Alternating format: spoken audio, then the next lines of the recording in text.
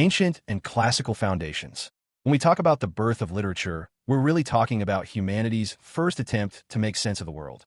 One of the oldest surviving works is the Epic of Gilgamesh, carved into clay tablets around 2000 BCE in Mesopotamia. It isn't just a story of a king fighting monsters. It's about friendship, mortality, and the search for meaning. Even 4,000 years later, you can still hear echoes of Gilgamesh in today's superheroes. In Greece, stories took center stage, literally.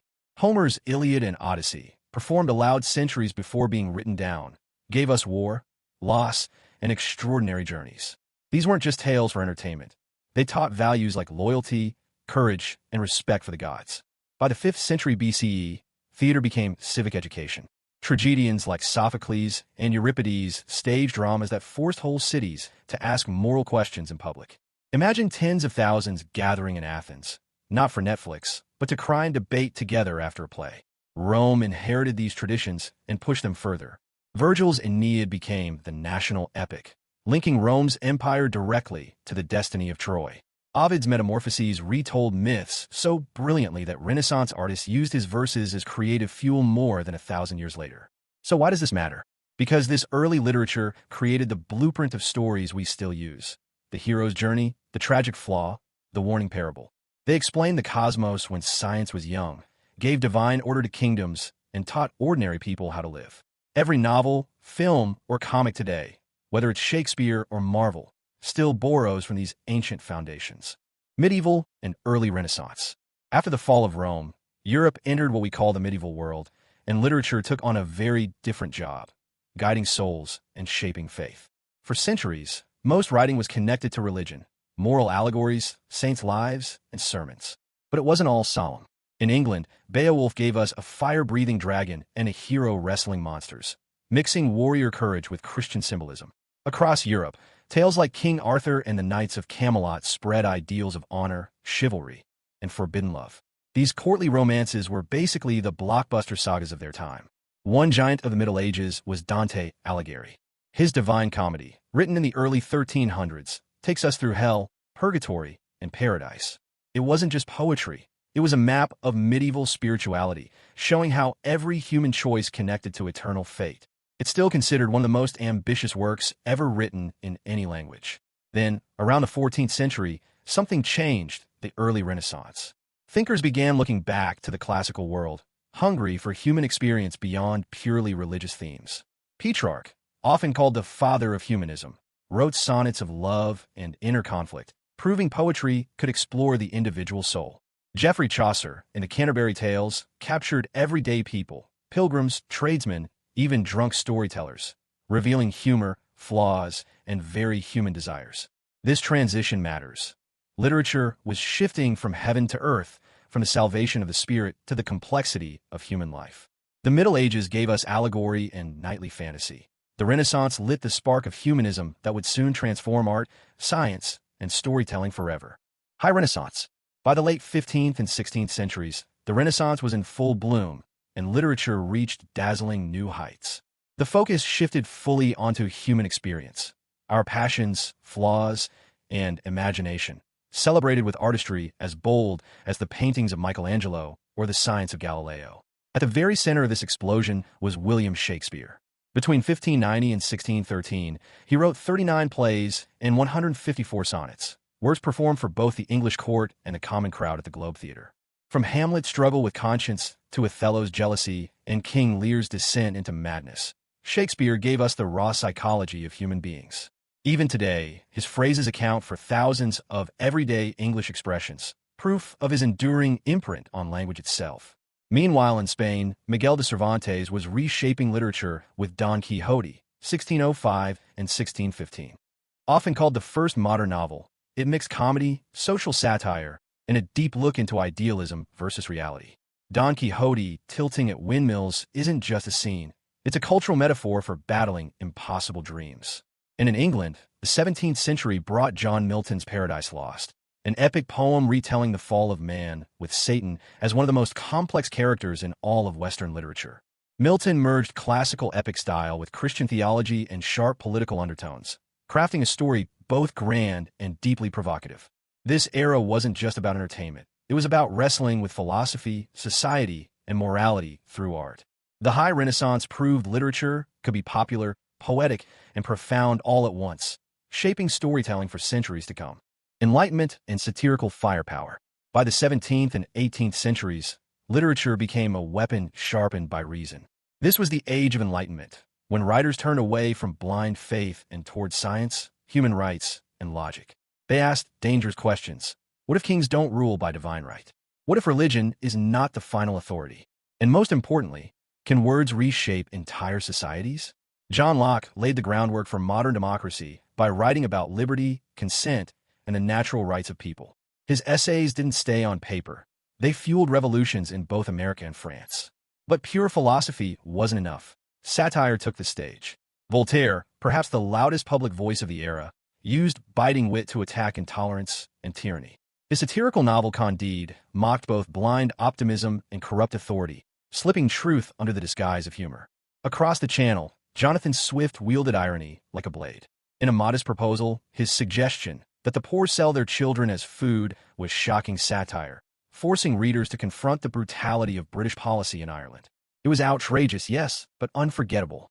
Meanwhile, Jean-Jacques Rousseau argued that true power should come from the collective will of the people, not monarchs.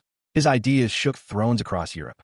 This era proved that literature could be more dangerous than gunpowder. Enlightenment writers toppled old certainties, teaching us that freedom begins with ideas, and a well-aimed sentence can change the destiny of nations. Romanticism. By the late 18th century, writers grew tired of reason dominating every corner of life.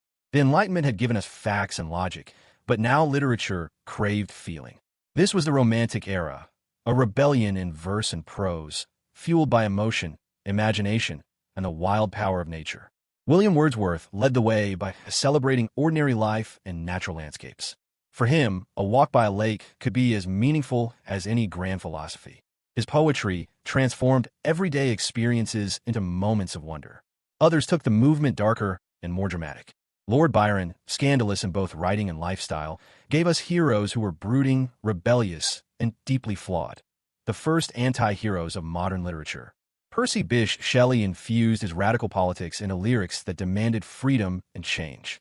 John Keats, gone by the age of 25, left behind some of the most beautiful odes in English, proof that even short lives could produce immortal art.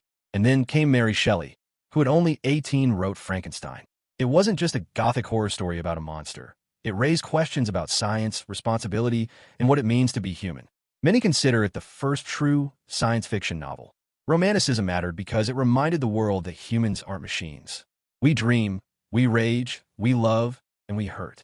Literature became a storm, sometimes gentle and lyrical, sometimes thunderous and terrifying, but always focused on the power of the individual soul. Victorian realism. As the 19th century unfolded, literature entered the Victorian era, a time when novels weren't just art. They became the cultural glue holding society together. In an age shaped by the Industrial Revolution, poverty, child labor, and rapid social change, people turned to books not only for escape, but for a mirror to their world.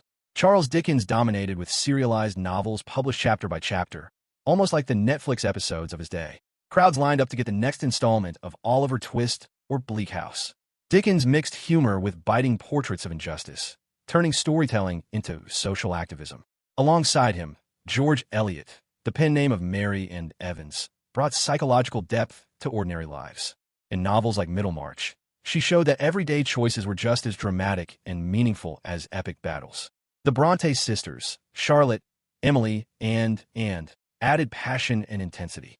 Jane Eyre gave us one of the first independent female heroines, while Wuthering Heights plunged into obsession and destructive love on the wild Yorkshire moors. And then there was Thomas Hardy, chronicling rural England as industrial progress clashed with tradition. His tragedies like Tess of the D'Urberville captured the weight of fate pressing down on ordinary people. Victorian realism mattered because it democratized literature. Affordable books reached every class. Stories became the shared conversation of an entire nation.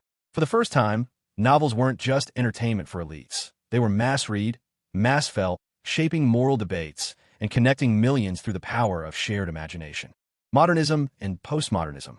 By the early 20th century, the world had changed, and literature shattered with it. World War I left millions dead and faith in old certainties broken. Out of that chaos came modernism, a rebellion against traditional storytelling. Writers no longer trusted neat plots and tidy morals. They wanted to capture the fractured minds of a fractured age. James Joyce pushed language itself to the edge in Ulysses and Finnegan's Wake, turning novels into streams of consciousness. Virginia Woolf did the same with characters like Mrs. Dalloway, blending inner thought with the flow of time in a single day. T.S. Eliot's The Waste Land captured the emptiness of a post-war generation, while Franz Kafka gave us nightmarish visions of bureaucracy and alienation that still feel chillingly modern. Modernism was demanding, but it was honest. Life is disjointed, confusing, and often absurd. Then, by mid-century, came the counter-movement, postmodernism. Instead of despair, it embraced play. Writers like Jorge Luis Borges created labyrinths where stories turned in on themselves. Italo Calvino broke the fourth wall in If on a Winter's Night a Traveler, making the reader part of the plot. Thomas Pynchon wove conspiracy, chaos, and dark comedy into sprawling epics. Postmodern stories admitted they were only stories, mixing parody, irony, even outright games with the reader. If modernism asked, "How do we survive in a broken world?" Postmodernism replied, "Maybe nothing is certain, so let's play with the pieces." Together, these movements remind us that literature doesn't just tell reality, it reinvents reality, mirroring the tangled complexity of the 20th century. Contemporary global voices. Today, literature is no longer confined to a single region, religion, or tradition. It's a worldwide chorus. The 20th century closed with decolonization, mass migration, and the digital revolution, and out of that came a new era of storytelling, global and inclusive. Post-colonial voices rewrote history from perspectives long ignored. Chinua Achebe's Things Fall Apart gave voice to African experience under colonial rule, while Salman Rushdie's Midnight's Children blended magical realism with the birth of modern India. These works reminded the world that the great story of humanity is not just European. Writers like Chimamanda Ngozi Adichie explore gender, race, and identity in a modern Nigerian context, while speaking directly to global readers. Haruki Murakami mixes Japanese culture with dreamlike surrealism that feels universal, loved by millions worldwide. Margaret Atwood's The Handmaid's Tale, originally published in the 1980s, became newly vital in the 21st century, showing how dystopian warnings still resonate across generations. The digital age has also changed the stage itself. Literature spreads faster and farther than ever, through translations, audiobooks, ebooks, and online communities. A novel written in Lagos, Delhi, or Buenos Aires can reach readers in New York or Nairobi overnight. This era matters because it signals the end of literature as a single tradition. Instead, it's a global conversation, a mosaic of voices, languages, and identities reflecting our interconnected world. For the first time in history, storytelling truly belongs to everyone, everywhere, all at once.